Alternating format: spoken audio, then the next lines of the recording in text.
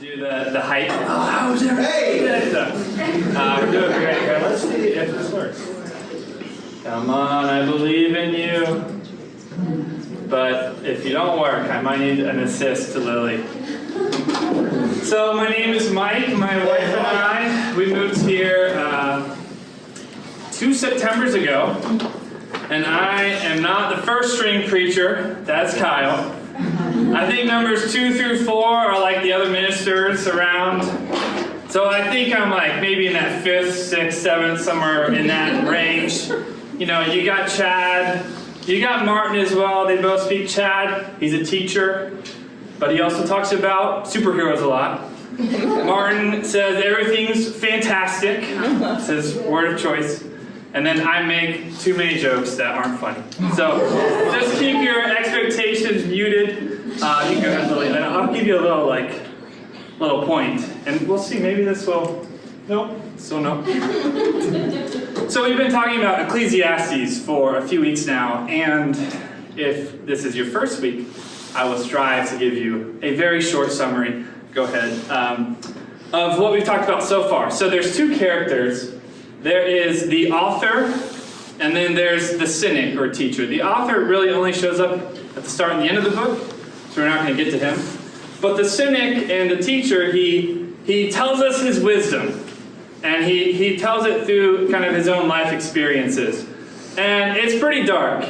He tells us 3 things a lot. He tells us these things I put up here. We're all going to die.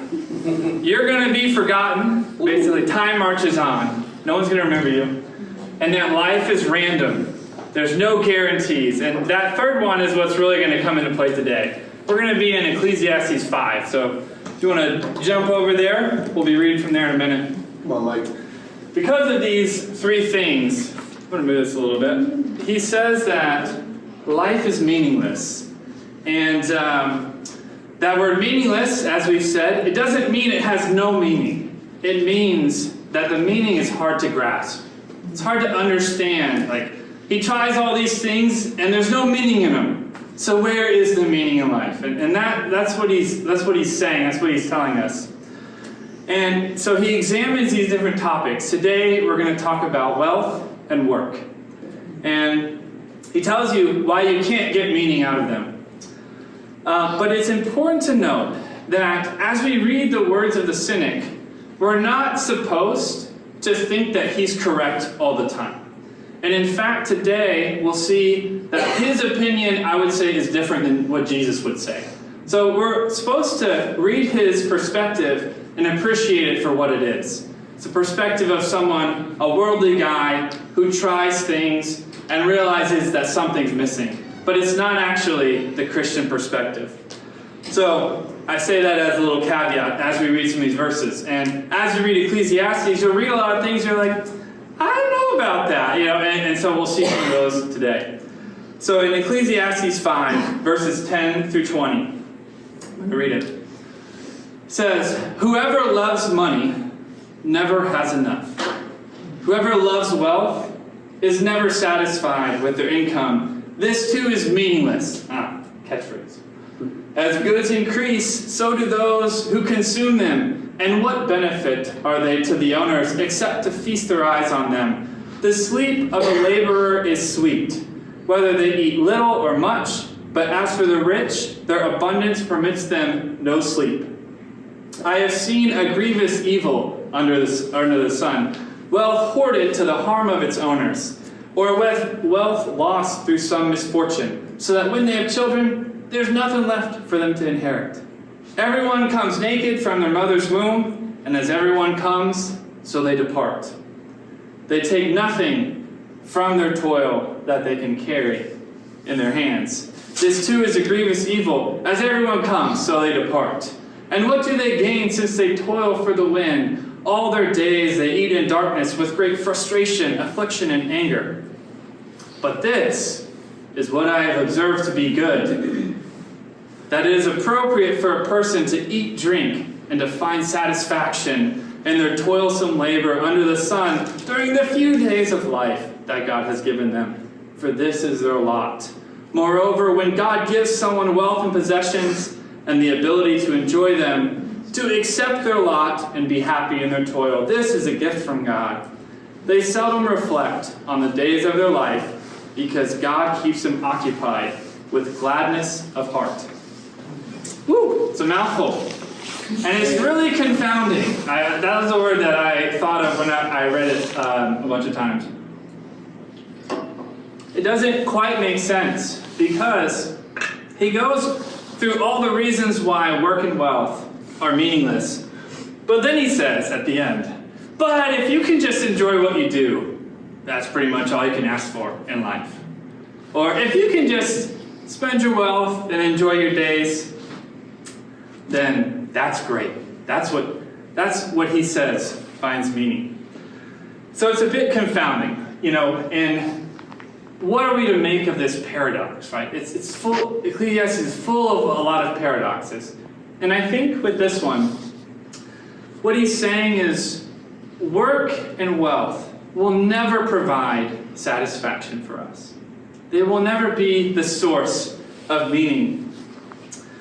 But wisdom means finding satisfaction in whatever wealth and work scenario that God has put us in. Wisdom would say like satisfaction and joy won't come from these things, but we can find joy and satisfaction in the midst of them, in whatever our circumstances are. I think that's the point he's getting at. And that word, of course, is contentment. Contentment is what he's saying. And I think with these two things in particular, we have a hard time believing this. Like, that we can just be content in these two areas. And I'm going to talk a lot about my own career today, my time. I wore my Duke shirt. I'm going to talk about Duke. Come on, Duke. And, I'll say, I've had a hard time with both of these things, being content. And for the last 3 years or so, I've been a senior manager for, a couple of years, and, right underneath director. And I've just felt like, oh, I should be a director.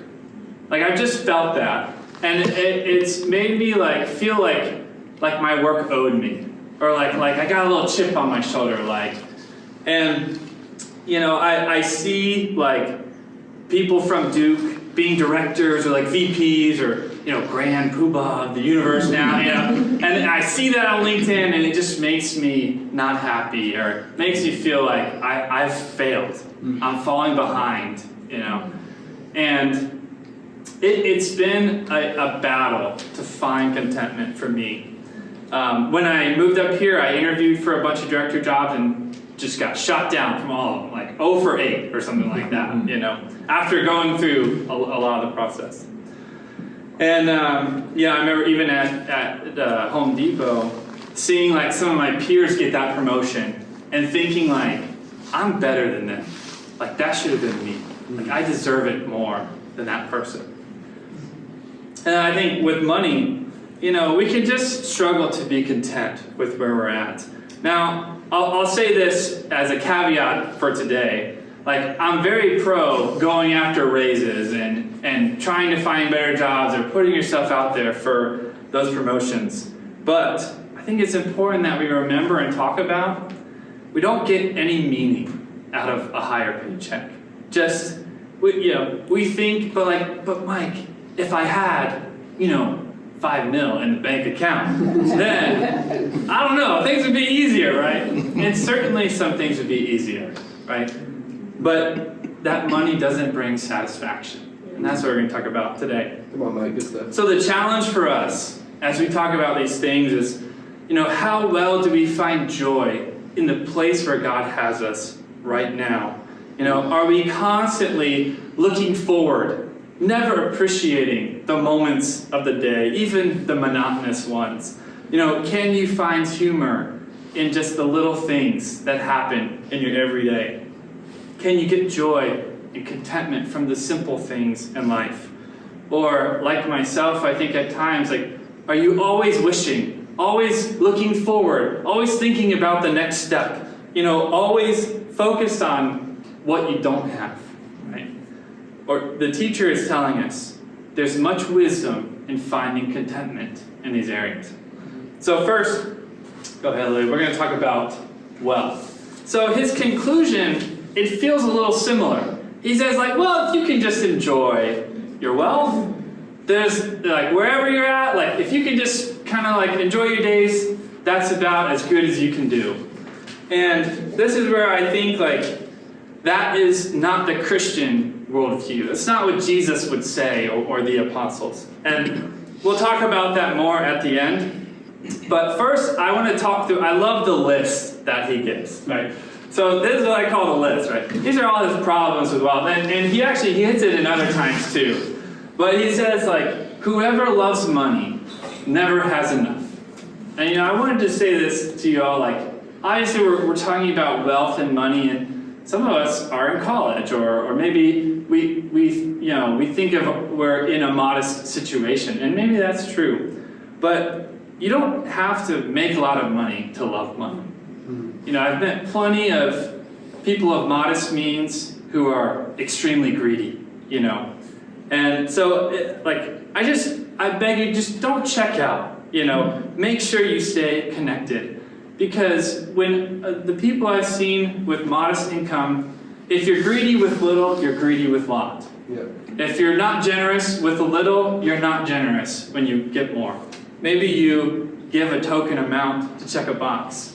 But I want to give you a few signs. Maybe you might care about money a little more than you should, if these are true about you. And a lot of these are just what our culture tells us, right? The first one is, do we judge or respect people based on their financial status? I just think that is, we look at someone, we hear what they do, and then we make an assessment of their standing. That is such a wrong way. That's so ungodly. Such an ungodly way to look at money and to look at how God would think of that person. Does money keep you from making major life decisions? I think for a long time it'd be like, well, like, once I get out of debt or once I have X in my bank account, then I would tell Chelsea, like, then I'll be ready for kids, And I think, obviously, there's some wisdom in how we order our affairs, but I think, like, our crowd in the church, we like to use wisdom as an excuse to never have to have any faith in our finances. We just say, like, well, once I have 20K, then we'll have a kid, It's like, well, when you do that, you're saying, I trust in the 20K, not in God. So we just orchestrate our lives so we never have to have faith with our money and with our finances. Doesn't God want us to trust Him instead of our money? You spend beyond your means, or you have no budget. And that is just a sign that you care about what money brings you. And then you aren't generous. And generosity is such a sign of someone who's put money in the proper place.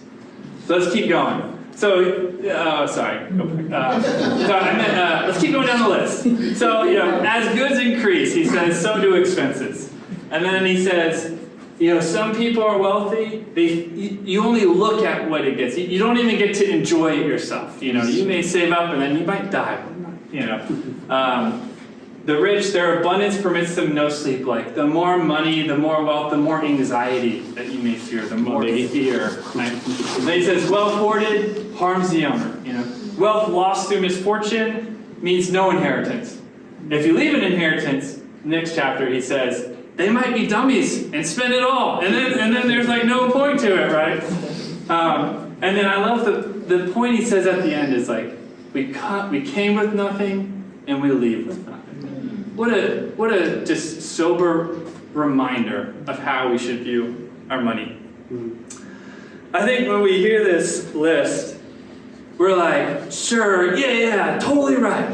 But what if you just gave me a shot, God, and I'll let you know, like, what we kind of like, but are we like totally sure these things are true, And I'll just share, like, I want to share personally for a bit, like I've seen a lot of these be true about myself and about the other people I've been around, because I started my career as a financial planner. So I met with thousands of people about money and about 401k and investments, and I met with many money-obsessed people, or people who loved money. And it didn't really matter how much was in the account, but what I saw most was that fear and anxiety are such a power that money holds over people. Fear and anxiety that you didn't have enough was very common. But then for the people who did have enough, fear and anxiety that they wouldn't lose it, And so it's just this tool of money is this making people fear and anxiety about their life. Well, So how is your trust in God with your finances? Is it all plan, no faith? Or is it, no plan, all self? Right? Because that's the default. The default is self. So let's go to the next one. So we've got a picture of Duke here. March is coming up. March Madness. Yeah. I actually don't think we're very good this year. Sad. So I went to Duke for an MBA. And all of a sudden, I was surrounded by 450 people whose careers were first in their lives. And I'm generalizing, but almost everyone, career was first. And there was a lot of prestige in what you were recruiting to do. It's like people ask you, what are you recruiting for? Or where did you get your internship at? And there was kind of this pecking order of respect. And at the top was like consulting, banking, and like Google, like the big tech company. Those were that got you respect in that crowd. And I remember, so when I graduated, I had 2 offers. And I had one consulting offer. So one top money, top dollar offer. And then I had an offer at a company no one has ever heard of. It's called HD Supply. Has anyone ever heard of it in here?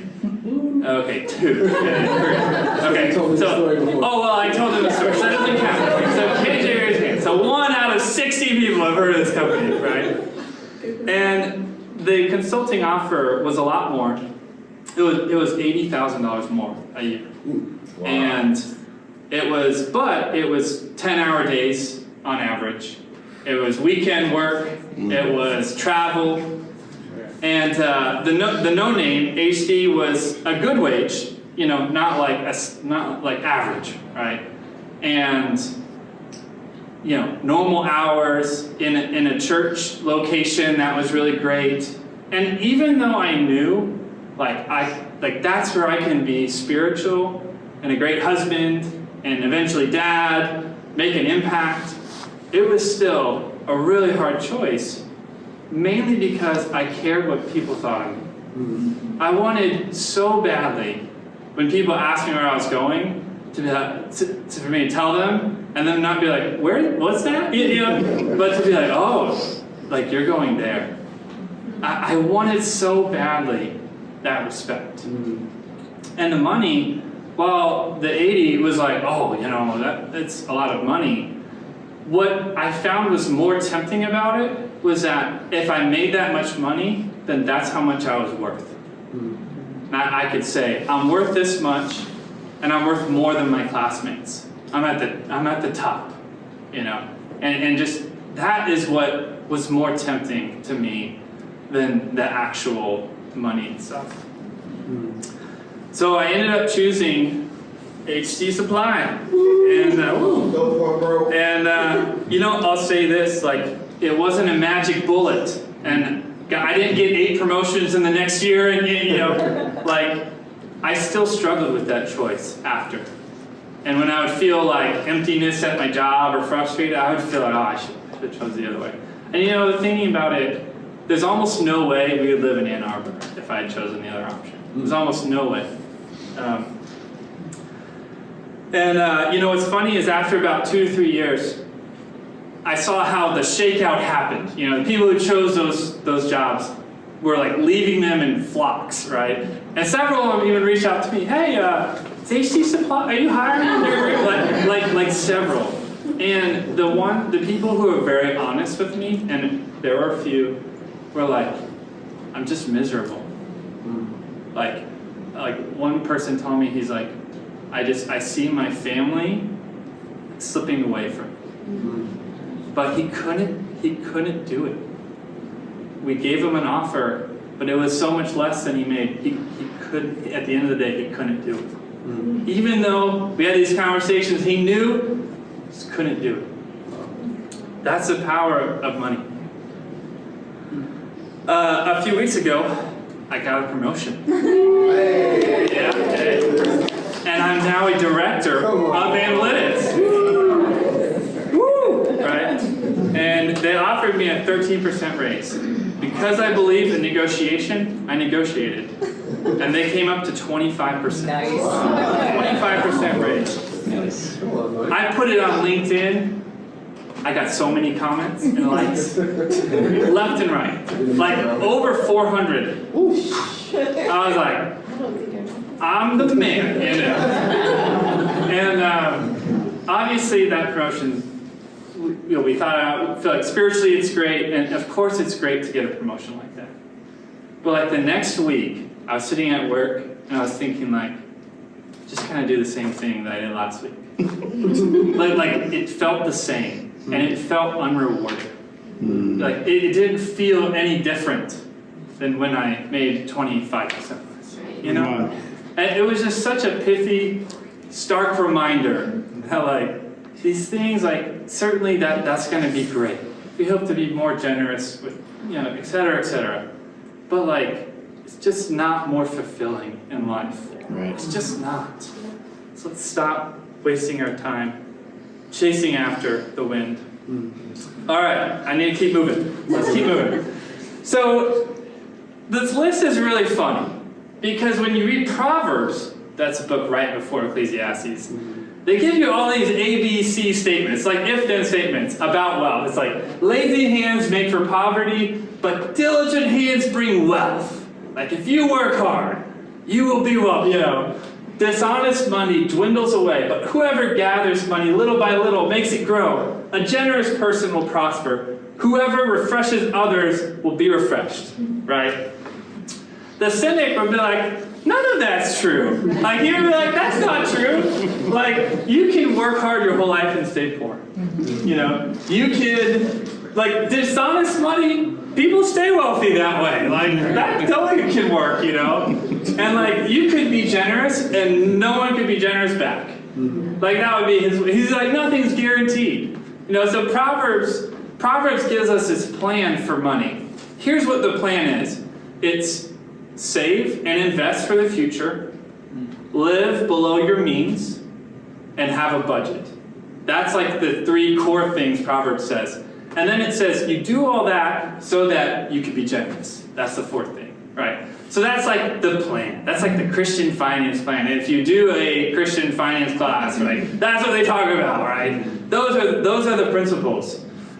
The guy in Ecclesiastes is like, well, it probably won't work, so you should just live for today. That's essentially his conclusion. And I think that is a wrong conclusion. The Christian would say, oh, the plan may not work. I guess I've got to trust God. The only person who is guaranteed to have my back, who's going to be there for me. The only thing that is reliable is God. So the Christian wouldn't say, like, let's throw out the plan. They would say, follow the plan, but trust in God. Jesus in the New Testament, they've got more to say about this, and that's what we're going to go to next. So, you know, what does God want us to do with our money? What does it have to do with the meaning of life? I titled this lesson, The Meaning of Life. Very ambitious for an hour or something. Just kidding. But what is life really about? We're going to read a few passages that I think really hit on this. In Luke 12, someone in the crowd said to Jesus, "Teacher, tell my brother to divide the family inheritance with me." Jesus replied, "Man, who appointed me?" I think he said it just like that. "Who appointed me a judge or arbiter between you?" Then he said to them, "Watch out. Be on your guard against all kinds of greed. Life does not consist in an abundance of possessions." So a little context here. This guy is actually asking for a legal judgment against his brother. So he's unhappy with the split of his inheritance, and rabbis could give legal judgments in this. So this is a legitimate request. He's saying, I didn't like the split. I think I should have gotten more. Jesus says, life doesn't consist of possessions. And then he tells him this story. And if you're familiar with it, I'm going to paraphrase it. He tells him a story about a rich man who has to build bigger and bigger barns to hold all his stuff. And then he dies. And that's like the parable, you know. And the point of the parable to the Middle Eastern listener is like, man, that rich man, he didn't have anyone to enjoy his wealth with. He was isolated. That is the main point they would have gotten from that. It's like he became isolated from his wealth. So the warning is, your brother's relationship is worth more than this money. Yeah. Don't lose the relationship over the money. Yeah. Like, the money's not worth it. Don't fight this battle. You don't want to pay the cost that this money will cost you. And then, one of our favorite passages as church people is, do not worry about your life as to what you will eat and that comes right after this story. It's not the next slide, but no, I'm sorry. Yeah, it's okay. Don't worry about your life. Just like the sparrows that fly in the sky and the flowers of the field, God is going to take care of you. And then he says this phrase, it's always stood out to me, and now you can't go this. I love this statement. He says, do not be afraid, little flock, for your Father has been pleased to give you the kingdom. Preach it, bro. And it kind of doesn't fit. It feels like it doesn't fit. Yeah. But in the bigger picture, it does fit. Because he's telling this guy, don't lose this relationship with your brother. And then he says, God's going to take care of your physical needs. God's going to give you the kingdom. The kingdom is the place where we can have really deep, meaningful relationships with each other. That's going to take care of our emotional needs. That's the implicit teaching of this passage, is that life is about relationships. He's warning this guy, like, don't do it. Don't lose your brother over this money. So, let me ask you all, like, what is your life about? If I looked at your calendar, if you have a calendar, I don't know if you have a Google calendar, I don't know. Like, is it a life focused on building relationships, or is it about something else? You know, how intentional are you about building great friendships, great relationships? You know, can I tell you, like, I hear so often, oh, nobody initiates with me. Nobody wants to hang out with me. I always ask, like, when's the last time you initiated with somebody? Oh, well, you know, I have, you know, I have. When was it? Well, you know, a couple months ago, I sent that text, you know. Be the initiator. Be the person that initiates and wants those deep relationships. And don't give up after one text. How many times have you not responded to a text, right? Be the initiator, make it happen. I think Satan tries so hard to just isolate us. All right, let's keep moving. Not slides, sorry, but I know, it's so confusing. It's a lose-lose for Lily. Pretty much lose-lose. You're doing a great job. So, a little bit later, Jesus hits on money again. And he tells us another confounding parable. And it's confounding because there's this money manager. He manages all this rich guy's stuff. The rich guy says, I'm firing you. He's like, well, hold on. And he goes and he takes all the people who owe his master lots of money and he cuts their bills by a lot, like more than half. And it's confounding because in the story, the master's like, wow, that was pretty good. You know, and he praises this guy. And then we get this weird verse that Jesus says, in summary, that nobody knows what to do with when you're preaching, because it sounds so terrible. He says, I tell you, use worldly wealth to gain friends for yourselves, so that when it is gone, you will be welcomed into eternal dwellings. Now, I don't have time to get into this story in its depth. I know you guys are begging me to do that, but we'll have to save it for some other time. He's not praising the guy's deceitfulness, I think, but he's saying, like, this guy had one chance, and he made the most of it. He used what he had, his position, he used it to make connections that were about to become very helpful to him when he was fighting. Like, he used it to force, to really set himself up well. And Jesus is like, we should be doing the same. We should be using all the things at our disposal to build great relationships with each other. All right, we will now move forward in the slides, and we'll read one last scripture. Stick with me. And then I think this is such a great summary of what we talked about. It's from 1 Timothy. It says, command those who are rich in this present world not to be arrogant, nor put their hope in wealth, which is so uncertain, but to put their hope in God, who richly provides us with everything for our enjoyment. Command them to do good, to be rich in good works, good deeds, and to be generous and willing to share.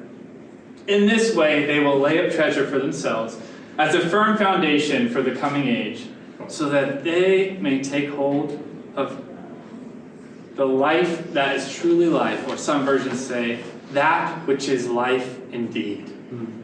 What a great summary. Yeah. Saying, like, be generous, trust in God, and use everything at your disposal to build great relationships. I'll just say, like, how focused are we on that? I think, like, if I asked your friends, would they say you're generous? If we're not, like, really focused with our time, I think that what happens to me and to Chelsea is, like, we melt away into, like, entertainment. Yeah. We just entertain ourselves a lot. So, are we focused with our time? I think if we're not focused with our money, for me, it melts away into, like, compulsive fast food eating, like Wendy's. Like Wendy's gets it all. Like, we should be focused in both of these things. Let's not let our lack of self-control, our lack of intentionality, keep us from being a blessing to others.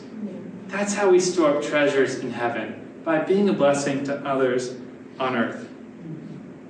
I think that's what even the writer in Ecclesiastes is saying. He's like, find contentment in the everyday. And let's have a plan with our money. Even if it all goes wrong, let's have a plan and trust in God. And let's use that plan to be really generous. And I'll say, lastly, we're going to pray for communion in a minute. But, of course, Jesus brings this full circle. Right? He died. He told us that relationships is what life is all about. And then he died so that we can have relationships with God, like a pure, right relationship with God. That's what, like, that wholeness is what we can bring to each other. Yeah. That's what feeds having great friendships and relationships with each other, is that wholeness with God. He enables us to do that. So I'm going to pray for communion, and here's my challenge for today. Think about the great relationships that you have. And if you have a hard time thinking about them, I'll say maybe your focus is not where it should be in life. So let's appreciate what God's given us in each other. And so let's pray. Father, we're so grateful for Jesus. We're grateful for Ecclesiastes and just the paradoxical nature of it all. And hopefully, people leave less confused today than they started with. But God, life is often paradoxical. And we often can't understand why things happen. Just pray that we build a deeper trust in you with our money, with our work, with our resources, and that we focus on what really matters in life. Just having great relationships, helping people know you, God, and being close to you. Love you so much. In Jesus' name I pray. Amen. Amen. It's definitely